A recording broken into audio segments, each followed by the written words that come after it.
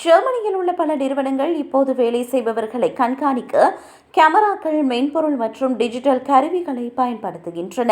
நுழைவாயில்களில் உள்ள சிசிடிவி கேமராக்கள், கண்காணிப்பு கேமராக்கள் அல்லது வீட்டு அலுவலகங்களில் பயன்படுத்தப்படும் நிரல்கள் ஆகியவை இந்த அமைப்புகளில் அடங்கும். இருப்பினும் பணியாளர் தரவு சேகரிப்பு போன்ற தரவு பாதுகாப்பு சட்டங்களை நிறுவனங்கள் பின்பற்ற வேண்டும்.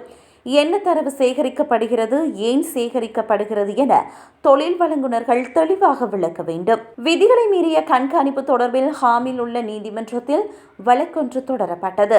வழக்கு தாக்கல் செய்த ஊழியர் தான் தனது பணியிடத்தில் டசன் கணக்கான கேமராக்களை பயன்படுத்தி சுமார் 2 ஆண்டுகளாக இடைவிடாமல் படம் பிடித்ததாக கூறப்படுகிறது. இது கடுமையான தனியுரிமை மீறல் என தீர்ப்பளித்த நீதிமன்றம் தொழில் வழங்குனர் குறித்த ஊழியருக்கு 15,000 யூரோ நட்டஈடு வழங்க வேண்டும் என்று உத்தரவிட்டது.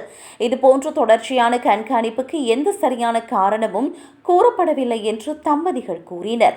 சொத்துக்களை பாதுகாத்தல் அல்லது பாதுகாப்பை உறுதி செய்தல் போன்ற தெளிவான காரணங்களுக்காக மட்டுமே வீடியோ கண்காணிப்பு அனுமதிக்கப்படுகிறது. அத்துடன் கழிப்பறைகள், உடைமாற்றும் அறைகள் அல்லது இடைவேளை அறைகள் போன்ற தனியார் பகுதிகளில் கேமராக்கள் அனுமதிக்கப்படுவதில்லை.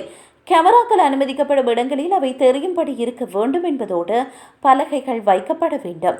மேலும் கேமரா பதிவுகள் பொதுவாக சில நாட்களுக்குள் நீக்கப்பட வேண்டும்.